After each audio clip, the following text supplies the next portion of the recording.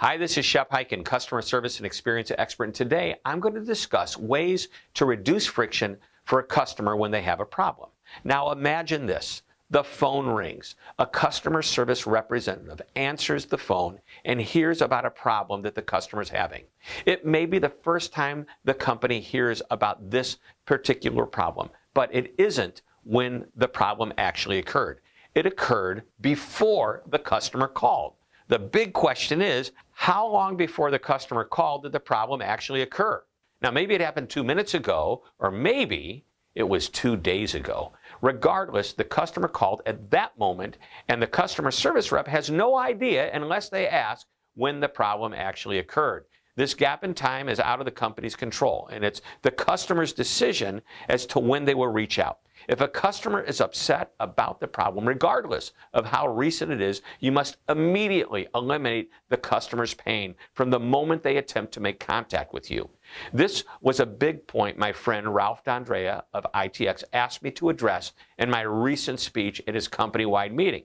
It's not that he has a problem with customer service. On the contrary, ITX prides itself on its excellent service. He wanted to remind his team how important it is to recognize this customer pain point. By the way, that's what great companies do. The reason they're great is because they work hard to stay great.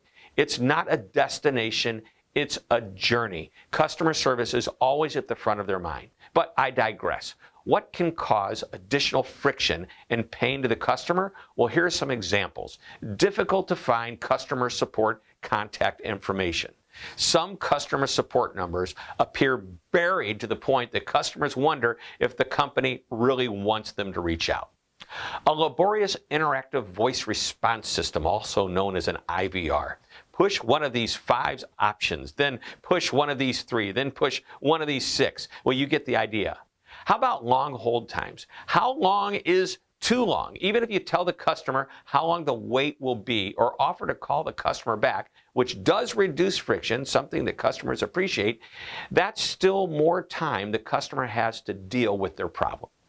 And then there's the transfer. How many people does the customer have to repeat their story to before they get resolution to what they need?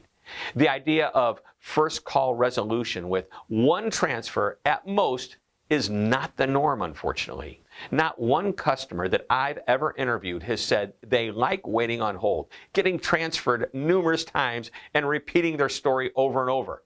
There's no reason to cause any more pain. On the contrary, the support call should go so well that you train your customers to want to call you when they have a problem because they know that they can count on you. It doesn't matter whether your customer reaches out to you in a traditional contact center or anyone or anywhere else in the company. The customer's pain from a problem started before they reached out to you. It's in your best interest to ease their pain as quickly and efficiently as you possibly can. Then your customers will have no doubt about whether or not they can count on you in a crisis. That's how you create customer amazement. Well, I hope you enjoyed this short lesson. Thank you very much for tuning in. This is Shep Hyken, reminding you to always be amazing.